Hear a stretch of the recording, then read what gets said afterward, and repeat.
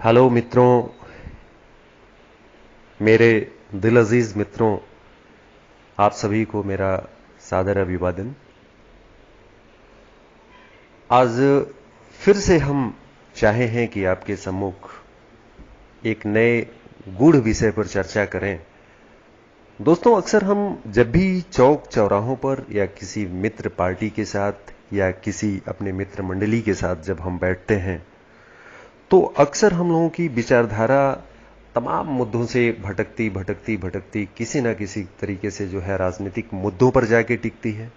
राजनीतिक मुद्दों के ऊपर से जब हमारा व्याख्यान हटता है, हमारे विचार विमर्श आपस में जब चलते चलते चले जाते हैं तो फिर एक निश्चित डाइवर्जन की तरफ हम लोगों का दिमाग चला जाता है और तर्क वितर्क के हालात में ये निश्चित नहीं कर पाते हैं कि वास्तव में ये काम का अगर बहुत सही तरीके से संचालन या निष्पादन हुआ है तो इसमें किसकी जिम्मेदारी है, या बहुत अच्छे तरीके से इसका निष्पादन नहीं है तो इसमें किसकी जिम्मेदारी है।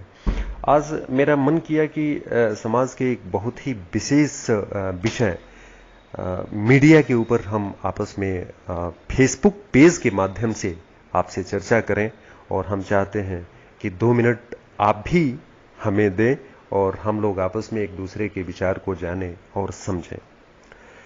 दोस्तों, सबसे पहले हम मीडिया के स्वरूप को जानने की कोशिश करते हैं।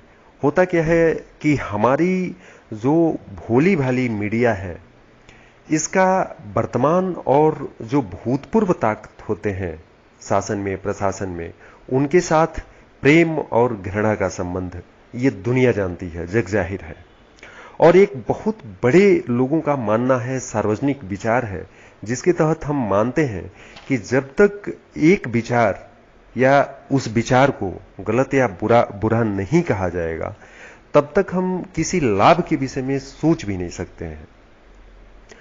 असल रूप में मीडिया का जो एक बहुत बड़ा तबका है, एक वैचारिकता के प्रति प्रतिबद्ध होता है, जिसके तहत सत्ताधारी दल या विपक्ष की सराहना अक्सर की जाती है।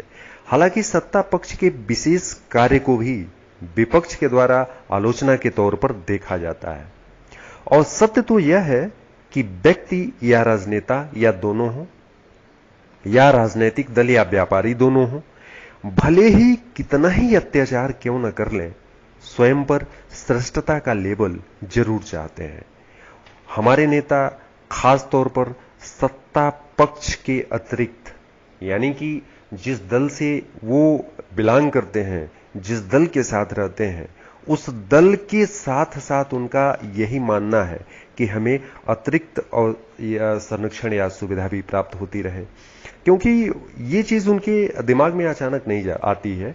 वो जानते हैं और वो खूबी जानते हैं कि जो कानूनों पर राज करने वाला जो अभिकरण है वो सीधे सरकार के अधीन होता है या सरकार के कहने पर काम करता है।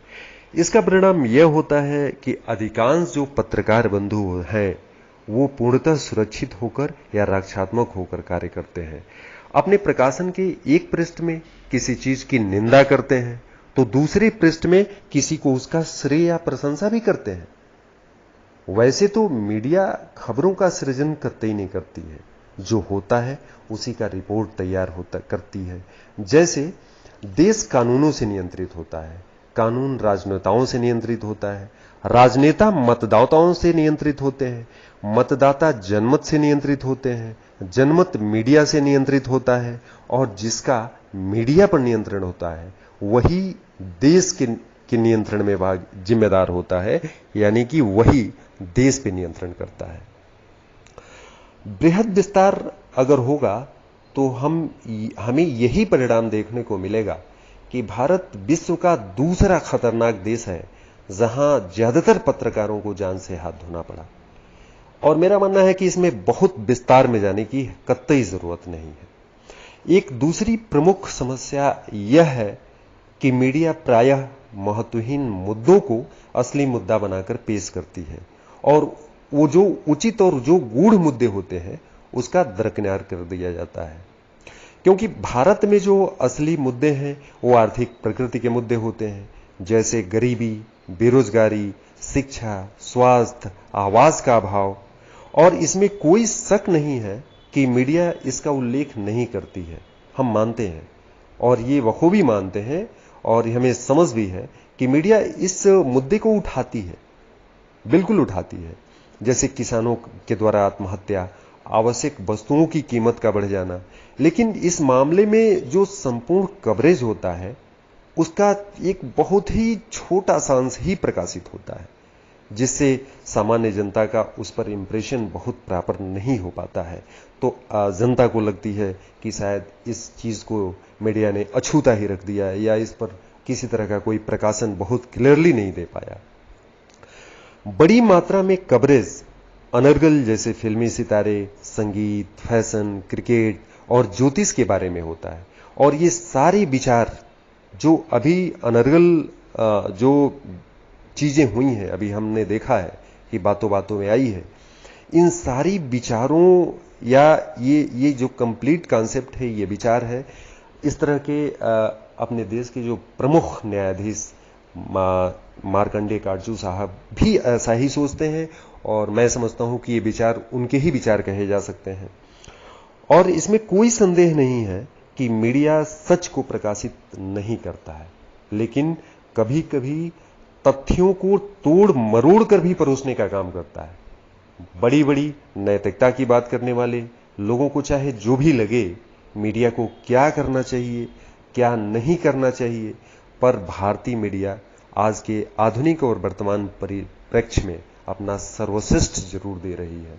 भले ही कुछ अपवाद हो सकते हैं, मगर वो जीवन के सभी पहलुओं में दखल रखता है। लेकिन हो सकता है कि मीडिया के लिए अधिकतर घोटाले और भ्रष्टाचार के मामले छिपे ही रह गए हों, ये हम भी मानते हैं, या एक अच्छा तबका भी मान रहा हो कि शायद जो विशेष मैटर है उस पर मीडिया अपना ध्यान नहीं दे पाती है।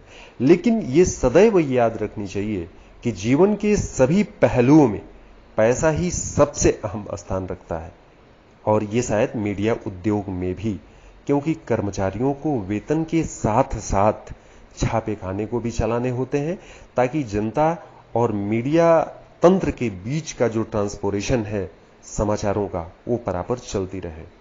और अन्य की तरह बहुत से खर्च और भी हो सकते हैं।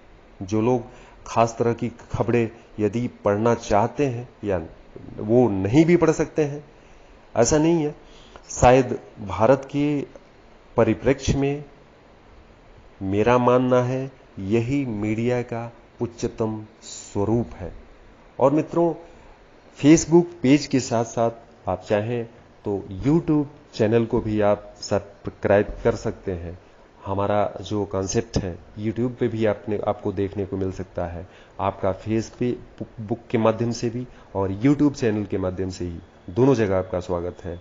आप जरूर अपने विचारों को दें ताकि हम उस विचारों पर अमल करें और फिर से हमारे विचारों का आदान प्रदान एक दूसरे के सम्मुख हो, ताकि हमें और भी बेहतर लगे। जय हिंद।